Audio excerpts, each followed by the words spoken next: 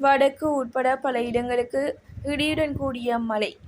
வடக்கு மற்றும் ஊவா மாகாணங்களிலும் திருகோணமலை மாவட்டத்திலும் பிற்பகல் 2 மணிக்கு பிறகு மழை அல்லது இடியுடன் கூடிய மழை பெய்யக்கூடும் என தெரிவிக்கப்பட்டுள்ளது. குறித்த விடயத்தை வளிமண்டலவியல் திணைக்களம் இன்று வெளியிட்டுள்ள அறிக்கையில் கூறியுள்ளது. இளஞ்செழியனை வஞ்சித்த ஜனாதிபதி. முன்னாள் மேல் நீதிமன்ற நீதிபதி மாணிக்க வாசகர் இளஞ்செழியனுக்கு திட்டமிட்டு சேவை நீடிப்பு மறுக்கப்படவில்லை என அமைச்சர் பேச்சாளர் நலிந்த ஜெயதிச தெரிவித்துள்ளார். மேன்முறையீட்டு நீதிபதிகளின் பதவி உயர்வு குறித்து நீதிபதி இளஞ்செழியனுக்கு அனுர அரசு திட்டமிட்டு அநீதி இழைக்கப்பட்டமை தற்போது பேசுபொருளாகியுள்ளது.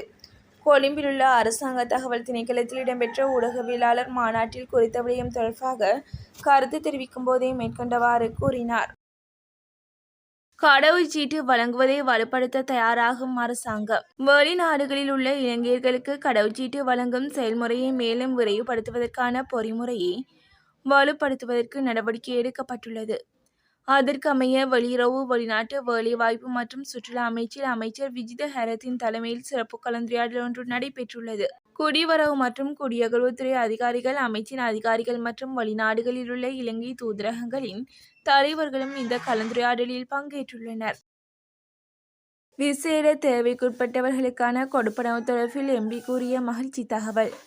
விசேட தேவைக்குட்பட்டவர்களுக்கான கொடுப்பனவை அதிகரிக்கவும், அவர்களுக்கான வீட்டு திட்டங்களில் மேலும் 10 லட்சம் ரூபாய் அதிகரிக்கவும், அத்துடன் பல்வேறு நலத்திட்டங்களை முன்னெடுக்க இருப்பதாக நாடாளுமன்ற உறுப்பினர் சுகத் வசந்த டி சில்வா தெரிவித்துள்ளார். நேற்றைய தினம் கிளிநொச்சியில் நடைபெற்ற மாற்றுத்திறனாளிகளினுடைய தேவைகள் தொடர்பில் ஆராயும் நாடாளுமன்ற செயற்குழுவின் கலந்துரையாடல் கிளிநொச்சி, முல்லைத்தீவு மாவட்ட உள்ளடக்கிய வகையில் கிளிநொச்சி மாவட்ட செயலக திறன் விருத்தி மண்டபத்தில் இடம்பெற்றுள்ளது.